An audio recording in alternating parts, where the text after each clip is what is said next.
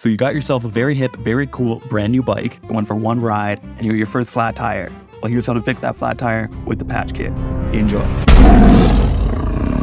Tools you're going to need are a hand pump or a floor pump or just pretty much any type of pump. You're going to need a patch kit, some tire levers unless you have the thumbs of God, in which case, congratulations, you're God's favorite, and a 15mm wrench or whatever takes your wheel off. In this case, it's an Allen key, but a 15mm wrench is pretty universal. And lastly, I know it's how to patch a tire, the patch kit, but I would always recommend having an extra tube wherever you keep your tools. First step, inspect the tire. Just rotate it around, see if there's any shrapnel or anything sticking out of it. Next step, take the wheel off the bike. After that, get cozy. After that, you're going to want to use the hook part of the tire levers to pop your tire off your rim. Pro tip, if you use two at the same time, it makes your life a lot easier. Pop! Remove the tire and set the rim aside. I'd also recommend inspecting the inside of your tire to determine the cause of the flat. Sometimes whatever's in there will still be in there and cause another one. After that, find your leak. To do this, inflate the tire with your pump. You could hear the leak if you inflate it and hold the wheel really close to your ear and rotate it.